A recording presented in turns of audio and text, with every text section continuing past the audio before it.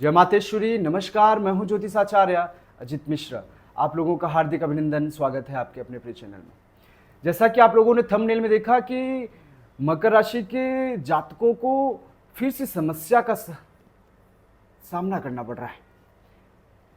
कई लोगों को मेंटल टेंशन, डिप्रेशन फिर से आना शुरू हुआ, पैसे की तंगी फिर से शुरू हुई और 7.5 समाप्त हुई। लेकिन कहा जाए ना कि जो एक रन होना चाहिए था, जिसमें व्यक्ति की तरक्की होनी चाहिए थी, लोगों को निगेटिव इन्वायरमेंट से निकल करके पॉजिटिव इन्वायरमेंट में पहुंचना था, कुछ लोग पहुंचे, कुछ लोग नहीं पहुंच पा रहे, या फिर कहा जाए कि अभी भी शनि के 7.5 के नकारात्मक ऊर्जा के प्रभाव में है। अच्छा समय शुरू हुआ, लेकिन अभी शनि रेट्रोग्रेड हो गया, शनि वक्री हो गया। 13 जुलाई 2025 का वो समय था जहां पर शनि वक्र होकर के आपके 12वें घर में यानी कि मीन में शनि विराजमान है। और जब वक्री होता है कोई भी ग्रह ना, तो उस घर के साथ साथ एक घर पूर्व का भी प्रभाव देने लगता है। कुछ लोगों का कहना है क्या 7.5 का फिर से प्रभाव शुरू हो गया, क्योंकि कुंभ में भी परिणाम देने का कार्य शनिदेव करना शुरू कर चुके हैं।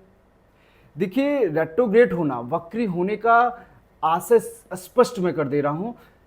जो भी ग्रह वक्री होता है ना, वो अपनी गति को धीमे कर देता है और जो भी बुरे परिणाम होते हैं वो देखने को ज्यादा मिलने लगते हैं और एक घर पूर्व का रिजल्ट देने लगता है।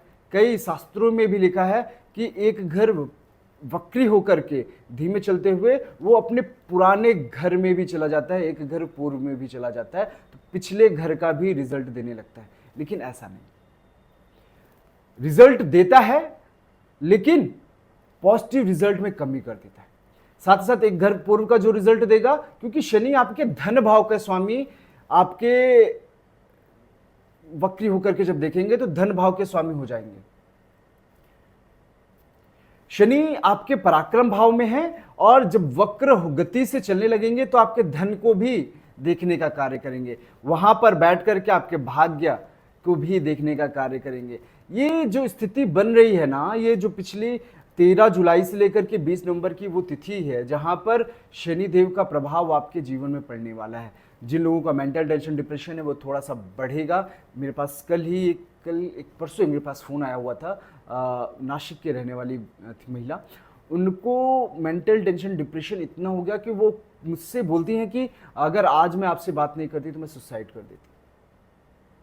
यानी कि मकर राशि के जातकों को फिर से वो समस्या मिलना शुरू हो गया, चाहे वो धन संपदा से संबंधित हो, चाहे वो जमीन के विवाद से संबंधित हो, चाहे मेंटल टेंशन, डिप्रेशन हो, चाहे सुसाइडल थॉट्स हो, चाहे पैसे, लोन आदि की समस्या हो। ये सारी समस्या आ गई हैं।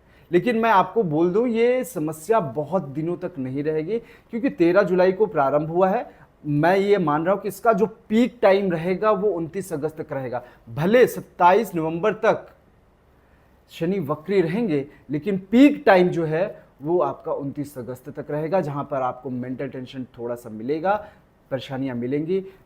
लड़ाई झगड़े से बचने का मैं सलाह दूंगा।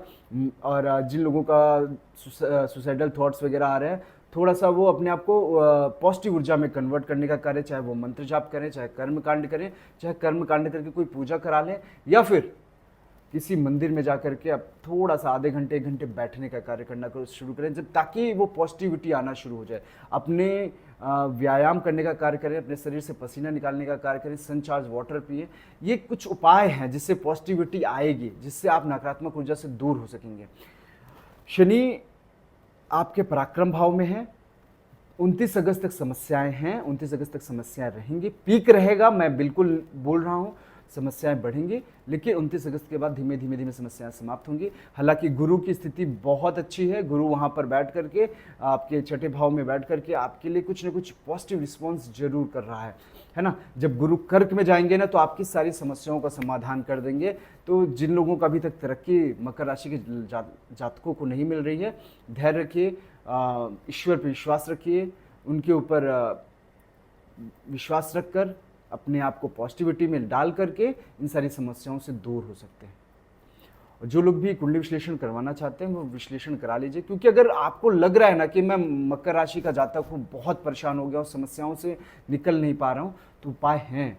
गुरु का उपाय बताया जा सकता है। आपकी कुंडली में क्या शनि की स्थिति कैसी है, गुरु की स्थिति कैसी है, इन सारी स्थिति को देखते हुए सबकी कुंडली अलग अलग होती है, सबको उपाय अलग अलग बताए जाते हैं, है ना। और कर्म कांड के तहत साथ ही साथ शास्त्रों में लिखा हुआ जो भी उपाय है उसी उपाय को करना चाहिए। आज के दौर में मैं ये भी देखने को पा रहा हूँ कि कुछ लोग अपने ही उपाय बता दे रहे हैं, है ना, जो शास्त्रों में भी नहीं है। तो ऐसे उपाय का कोई आशय नहीं है। ऐसे उपाय से सिर्फ आप अपने आप को समय वेस्ट कर रहे हैं, साथ ही साथ कहा जाए कि अपने आप को अंधेरे में डाल रहे हैं। और उन जातकों को, जो लोग पाखंडी लोगों के साथ पड़े हुए हैं, उन लोगों को देखने को मिलेगा कि वो उनका ज्योतिष में भी विश्वास कम होगा, है ना। तो ऐसे ऐसे लोग पड़े हुए हैं जिनकी वजह से ज्योतिष जैसी विद्या पर प्रश्न चिन्ह उठता है। और इस वक्त पे मैं ये भी कहूंगा कि जो भी ज्योतिष अगर सही कर्म कांड कर रहा है, गायत्री साधना कर रहा है, कोई भी पूजा पाठ कर रहा है, तो ही वो ज्योतिष करे। नहीं तो सिर्फ विद्या अर्जन करने से नहीं होता है, किताबी पाठ पढ़ने से नहीं होता है। जब तक आपको देवी शक्ति, ऊपर की ऊपरी शक्ति जब आपको नहीं मिलती है, तो ज्योतिष परिपूर्ण नहीं होता, फलीभूत नहीं होता है। आशा करता हूँ आप लोगों को समझ में आया मैं क्या कहना चाहता था, मेरा तात्पर्य क्या था। और चलिए, खुश रहिए, मस्त रहिए और भगवत भजन में लगे रहिए। मिलते हैं अगले वीडियो में, तब तक के लिए नमस्कार, जय माता दी।